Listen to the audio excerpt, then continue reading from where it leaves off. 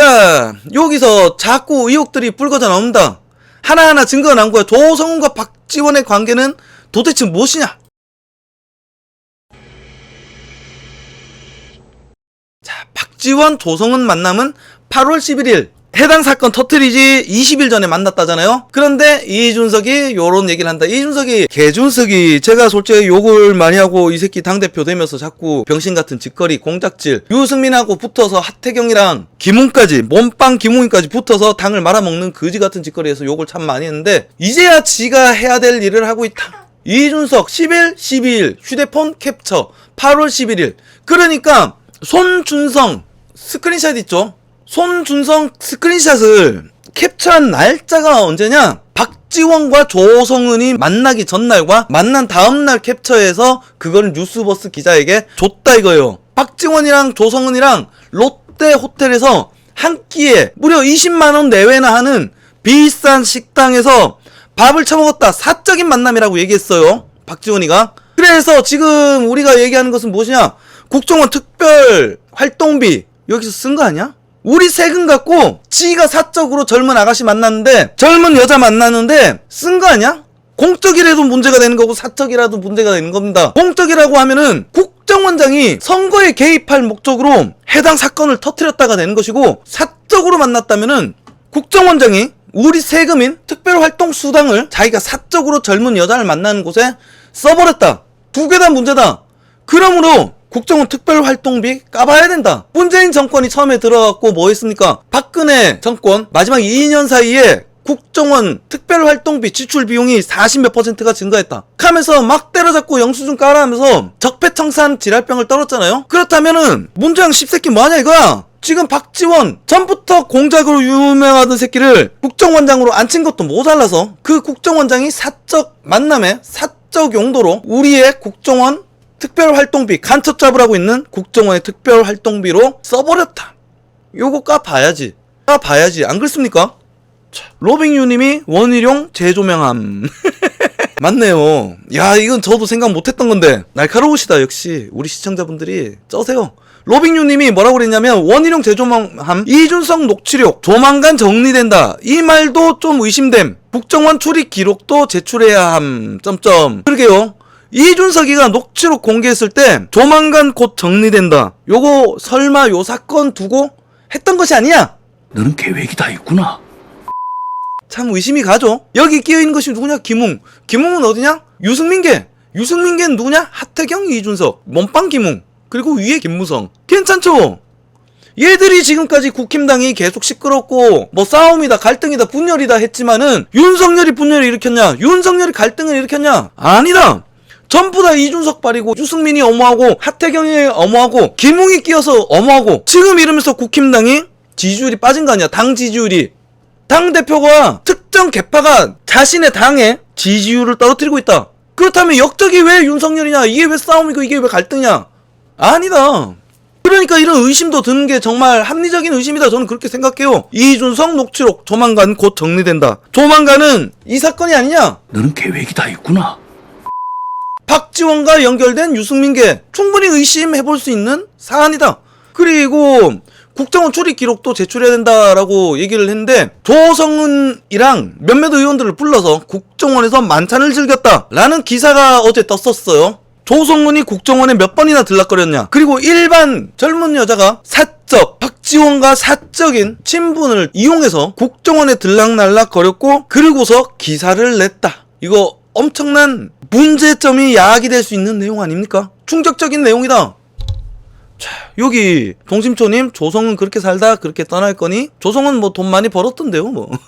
마세라티 끌고 다니고 내가 그 차를 갖고 싶었는데. 그러면서 이제 얘기를 한 개씩 솔솔 나오는 거지. 김기현, 박지원, 조성은 지인이 아닌 매우 친밀한 특수관계 아니냐. 박조 커넥션, 선거 공장 망령, 대형 게이트 번질 강성 농무. 조씨 대한민국 대국민 사기극 벌릴 만큼 진실성에 의문이 있다. 국정원 출입 기록도 요구한다.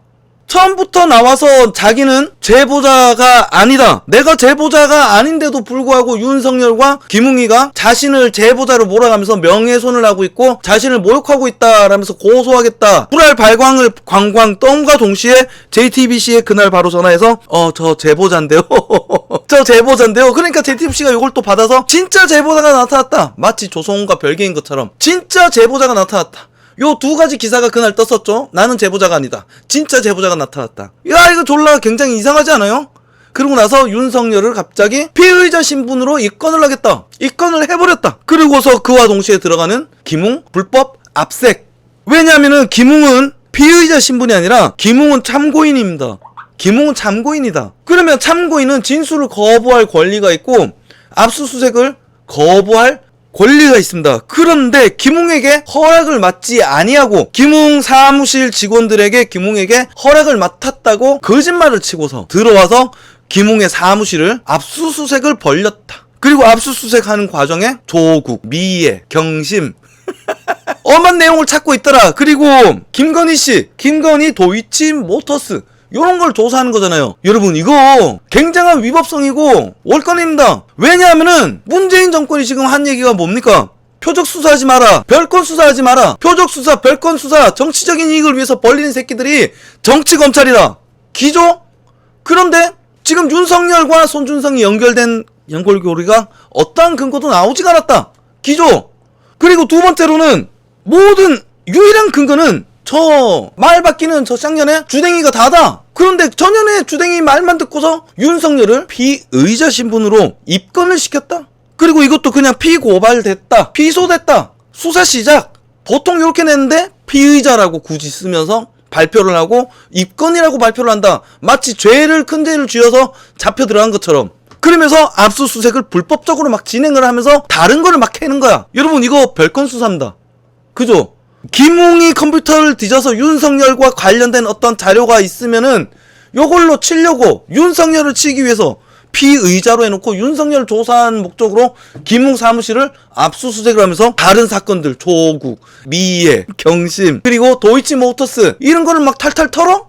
별건 수사다. 기조 명백한 별건 수사다. 그리고 애초에 윤석열을 어떠한 근거도 없음에도 불구하고 피의자로 지목하는 자체가 표적 수사 아니냐 이거요. 먼지털이식 표적 수사다.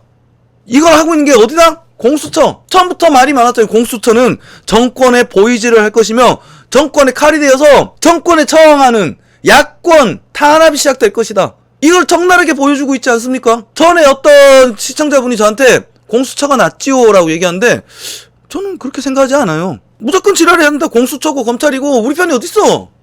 무조건 지랄해야 된다. 솔직하게 이거를 입장을 바꿔서 민주당 새끼들이 옛날에 야권 후보 유력한 야권 후보로 문재인이 등록되어 있을 때 이런 식의 사건이 벌어지고 수색이 벌어졌으면 어떻게 됐을까? 온 민주당 새끼들 씨발 청와대 앞에서 막 팻말 들고 소리 지르고 길에는 막 가스통 할배들이 등장해갖고 화염병 던지고 난리 나지 않았을까?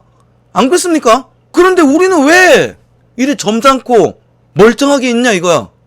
로빙유님이 고발장 작성자가 포인트 기조. 근데 요거를 안 밝히려고 졸라게 애를 쓰고 있는 거죠 얘네들이. 그러면서 공익 제보자로 신고를 했고 월권을 저질러서 공익 신고자를 제보했고 그리고 여기서 또 골까는 거는 일반인이 검찰 개인 전화번호를 어떻게 알아?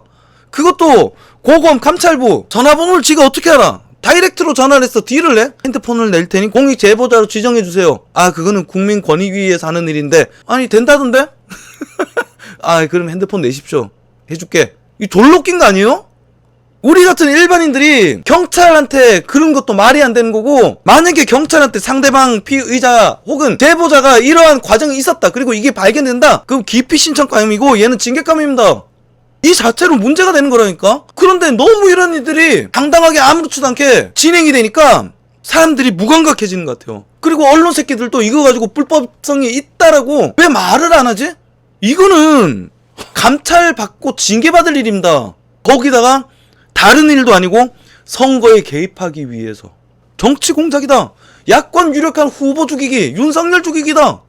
똑같은 사태가 또 있었죠. 울산시장 선거 사태. 문재인을 대통령을 만들기 위해 전 울산시장 김기현, 지금 국힘당 원내대표 김기현 김기현을 선거를 앞두고 막 압수수색을 벌리고 막 부정부패를 저지른 것처럼 쥐랄병을 떨고서 결국에는 낙마시키고 문재인의 친구 송철호를 울산시장으로 만들어준 사건 아니에요.